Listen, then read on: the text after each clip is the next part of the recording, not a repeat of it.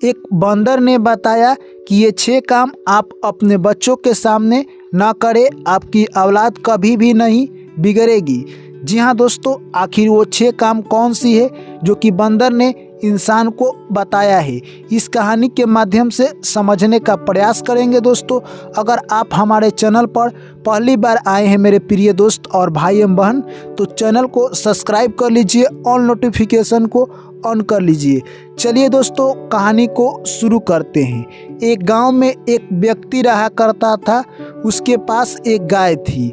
गाय को वो बहुत अच्छी तरह से खिलाता और उसे दूध निकलता और उसके परिवार के सभी लोग खाते। समय की बात है मेरे दोस्त, समय बीतता गया और कुछ दिनों के बाद गाय बूढ़ी हो गई। वह व्यक्ति गाय को खोलकर एक जंगल में लेकर छोड़ दिया, यानी क्योंकि वो सोचने लगा कि अब ये गाय बूढ़ी हो गई है, अब ये दूध भी नहीं दे रही है, तो मैं इसे घर पर क्यों खिलाऊं, इसे मैं अब जंगल में छोड़ देता हूँ। वो गाय जंगल में चली गई और गाय जंगल में जाकर रोने लगी। गाय बैठकर रो रही थी। इतने ही देर में एक बंदर आता है और गाय से पूछता है, हे गाय माता, आप क्यों रो रही हो? आपके साथ क्या हुआ कि आप इतनी बिलप कर रो रही हो? आपका दुखड़ा मुझे देखा नहीं जाता। आप अपना दुखड़ा मुझे ज़रूर सुनाओ, क्या पता हो सकता है कि मैं आपका कुछ हेल्प कर सकूं। इतने में गाय कहती है कि इस धरती पर, यानी कहे तो पूरे जीव में सबसे बुद्धिमान मनुष्य होता है जो हमारा कष्ट दूर नहीं कर सका। खुद उसी ने मुझे इतना बड़ा कष्ट दिया है। तुम एक बंदर होकर क्या मेरा कष्ट दूर कर सकोगे?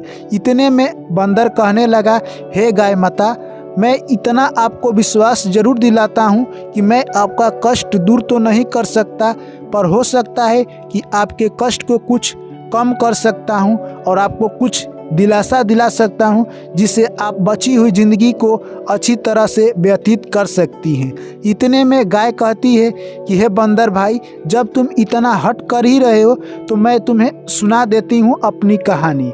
इतने में गाय कहने लगी, मैं एक आदमी के घर थी जिसने मुझे काफ़ी अच्छा से खाना खिलाया और रखा। जब तक मैं दूध देती तब तक वो अपने घर रखा और मैं अब दूध देना बंद कर दी हूँ, यानी मैं अब बूढ़ी हो चुकी हूँ, तो मुझे जंगल में लाकर छोड़ दिया है। यानी इंसान कितना लोभी होता है। मैंने दूध से उसके घर के सारे बच्चे, यहाँ तक कि बूढ़े और बुजुर्गों को भी पाला है।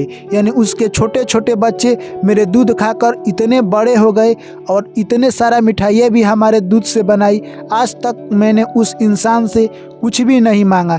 जो सूखा रूखा यानी जो भी घास भूसा देता वही मैं खाती आई हूँ और उसके पूरे परिवार को मेरे दूध से सेवा करती। फिर भी मैंने जब दूध देना बंद किया, अब मैं कितने दिनों तक जीऊँगी? कुछ साल की तो मेहमान थी, पर इंसान ने मुझे निकाल कर इस जंगल में भेज दिया। आखिर इंसान लोभी होता है, यानी इंसान कहे तो यानी अपने कामों से मतलब रखता है।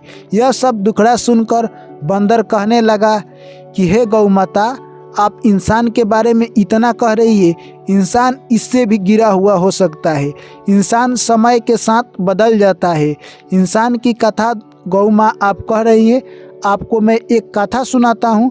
जब आप इस कथा को सुनिएगा तब आप कहिएगा कि इंसान कितना मतलबी होता है। यानी इस कहे तो पूरा धरती पर सबसे सुंदर इंसान है, यानी सबसे विवेकशील इंसान है, फिर भी सबसे घटिया और सबसे गिरा हुआ इंसान है। आइए आपको एक कहानी सुनाता हूँ। अगर आप इस कहानी को सुन लेती हैं तो आपका थोड़ा सा बोझ हल्का जरूर हो सकता है। बंदर यानी कहानी शुरू कर देता है। बंदर कहता है कि एक गांव में एक किसान रहा करता था। उसके एक बेटा था जो कि किसान अपनी पूरी आमदनी अपने बेटे में लगा दिया। यानी वो सोचता था कि मेरा बेटा पढ़ लिख कर एक बड़ा अफसर बने। दोस्तों, समय की बात कोई नहीं जानता। समय बीतता गया और उसका लड़का पढ़ लिख कर एक बहुत बड़ा अफसर बन गया दोस्तों। और वो जैसे ही अफसर बनता है एक शहर में शिफ्ट हो जाता है और अपने माता पिता से मिलने के लिए भी गाँव नहीं आता है। यानी माता पिता धीरे धीरे समय के साथ व्यतीत अपने जीवन में बूढ़े हो चुके और माता माता पिता उनके दिन रात यानी आस में बैठे रहते।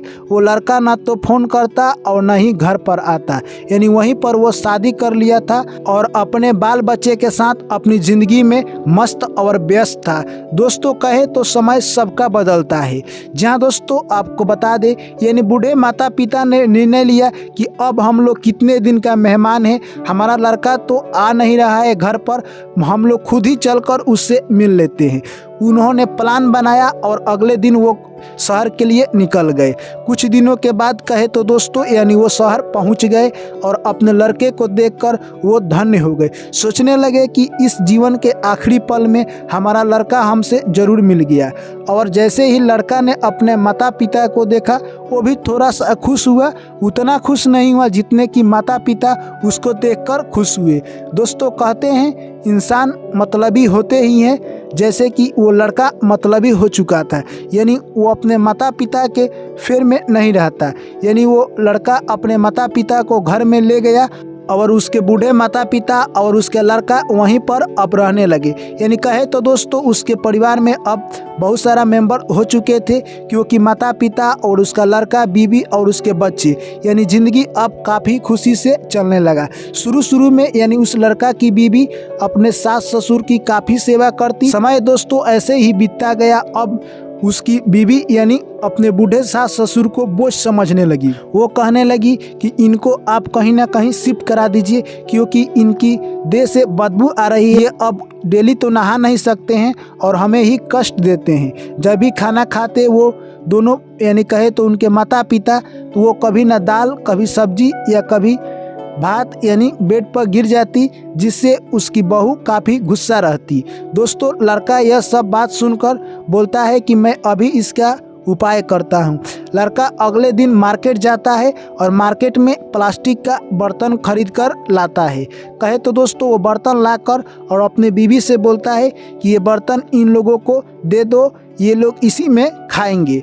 दोस्तों यानी एक कोने में अपने माता पिता को शिफ्ट कर देता है और वहीं पर उसी में जो भी खाना बनता वही खाना देता।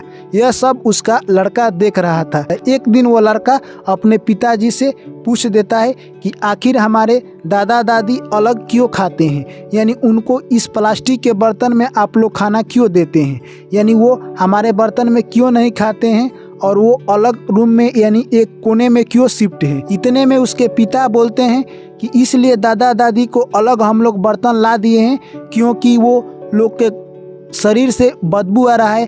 अब वो लोग बूढ़े हो चुके हैं, यानी बूढ़े लोगों को प्लास्टिक में ही खाना देना चाहिए। इतने में वो लड़का कहने लगा अब इस बर्तन को आप लोग संभाल कर रख दीजिए, क्योंकि जब मेरी बीवी आएगी तो आप लोगों को भी इसी में खाना देगी, क्योंकि आप लोगों ने दादा दादी के साथ यही किया है। तो आप लोग भी कुछ दिनों के बाद बूढ़े हो जाएंगे और आप लोग भी दादा दादी बन जाएंगे, तो आप लोगों को इसी में खाना दिया जाएगा। यह बात सुनकर यानी उसके मम्मी और पापा की आंखें खुल गई दोस्तों, और वो अपने गलती पर अफसोस करने लगे। मुझे माफ़ कर दो बच्चे, अब से मैं ऐसी गलती कभी नहीं करूंगी। उसकी मम्मी भी कहने लगी और उसके पापा भी कहने लगे। इतने में बंदर कहता है, हे गौ माता, आपने इस कहानी को अगर ध्यान से सुना होगा तो आपने देखा कि इंसान अपने आप का नहीं हुआ, यानी कहे तो इंसान अपने माता पिता को छोड़ दिया जिन्होंने जन्म दिया। अगर माता पिता नहीं होते तो सोचो क्या वो लड़का इस धरती पर आता, पर आने के बाद वो लड़का अपने माता पिता के साथ ही गलत सलूक करता है। यानी इंसान कितना बदल जाएगा ये इंसान को ही पता नहीं है। यह बात सुनकर यानी गाय कहती है कि ये तो मेरा दुख इतना कम हो गया कि मुझे एहसास ही नहीं हो रहा है, अब मुझे लग ही नहीं रहा है कि मेरा दुख यानी है। इतने में बंदर कहता है, हे गौ माता, आप कुछ और बातें हैं जिसको ध्यान से सुन लो। यानी बंदर कहता है कभी भी इंसान को 6 चीज़ें अपने बालक के सामने यानी कहे तो अपने लड़के के सामने नहीं करना चाहिए, जिससे आपकी औलाद कभी भी आने वाले समय में भी नहीं बिगड़ेगी। पहला काम कहता है बंदर कि कभी भी अपने घर में यानी बड़े बुजुर्ग, माता पिता, भाई बहन, जो भी बड़े बुजुर्ग है उनका अपमान नहीं करना चाहिए। अगर आप अपमान करते हैं तो वही आपका बच्चा देखेगा और वैसा ही सीखेगा। आने वाले समय में आपको भी वो अपमान सहना होगा, यानी आप भी उसको भोगने के लिए तैयार रहिए।